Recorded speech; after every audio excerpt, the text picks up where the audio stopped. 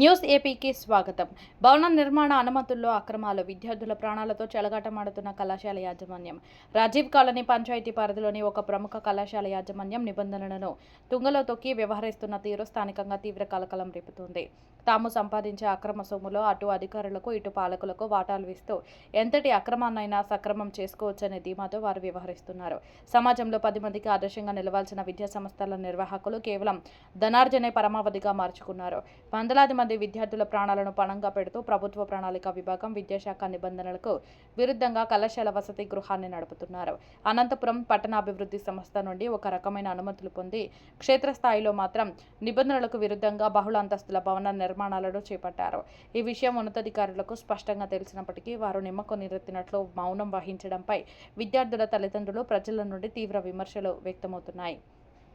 మరోవైపు పట్టణాభివృద్ధి సంస్థ అధికారి ఇషాక్ సైతం అనుమతులు మంజూరు చేసిన తర్వాత నాకు ఎటువంటి సంబంధం లేదని పొంతనలేని సమాధానాలు చెప్పడం వెనుక ఉన్న మతలబు ఏమిటో పై అధికారులకే తెలియాలి.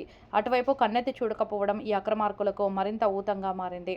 ఇప్పటికైనా ఉన్నతాధికారులు స్పందించి విద్యార్థుల ప్రాణాలతో ఆడుకుంటున్న ఈ కళాశాల అక్రమ నిర్మాణాలపై తగిన చర్యలు తీసుకోవాలని స్థానికులు డిమాండ్ చేస్తున్నారు.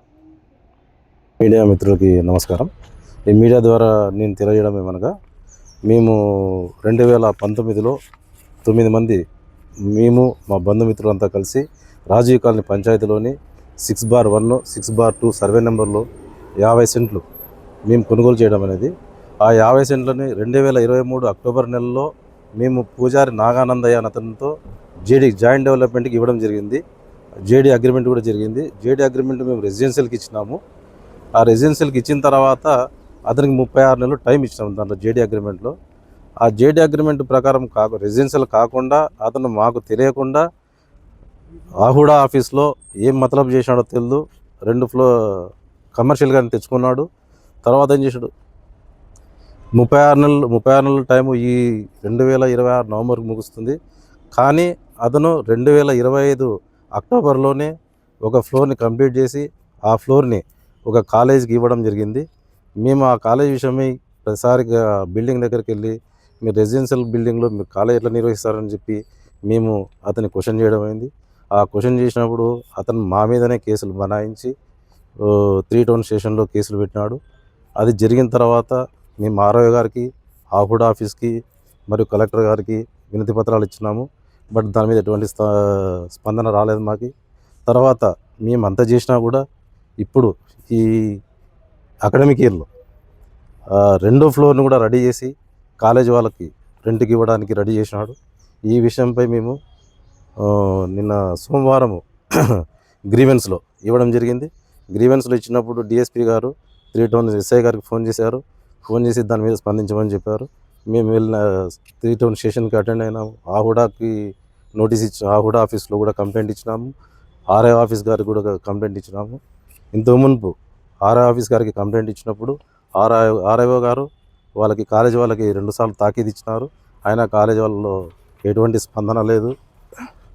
ఆహుడా ఆఫీస్ వాళ్ళు కూడా ఎన్నిసార్లు మేము విన్నవించుకున్నా కూడా వాళ్ళు ఎటువంటి చర్యలు తీసుకోవడం లేదు.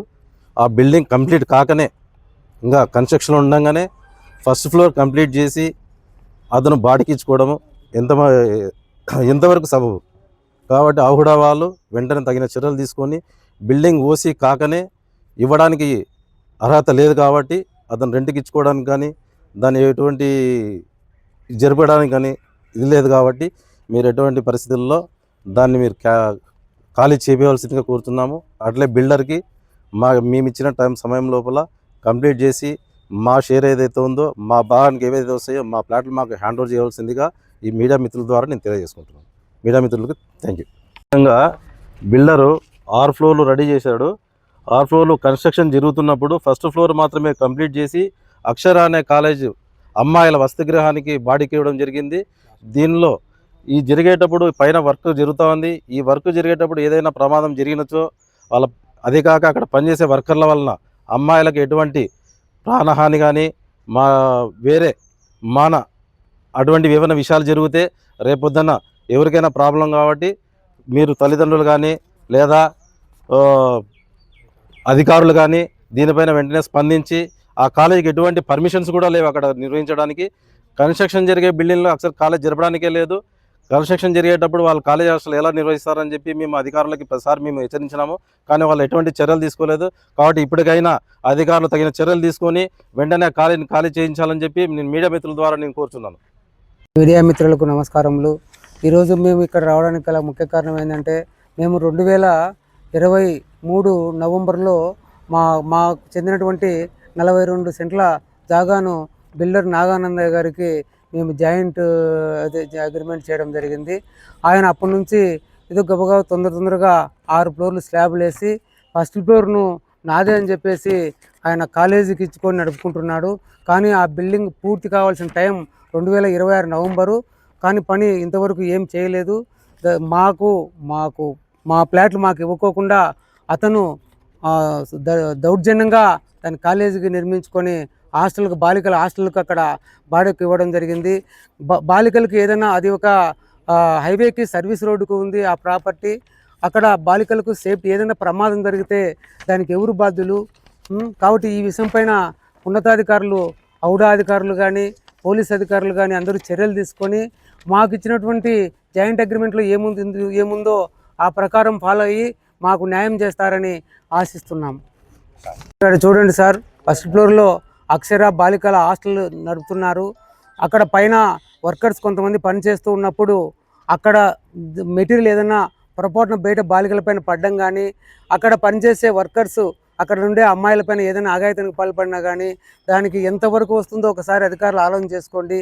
మీకు అందరికీ దీంట్లో అందరికీ ప్రమాదమే కదా, మనకు చెడ్డ పేరు వస్తుంది. దయచేసి ఈ విషయాన్ని సీరియస్గా తీసుకొని మీరు తక్షణమే ఆ కాలేజీకి ఇచ్చినటువంటి హాస్టల్ భవనాన్ని ఆ పిల్లల్ని ఖాళీ చేయించి వాళ్ళ సురక్షిత ప్రాంతాల్లో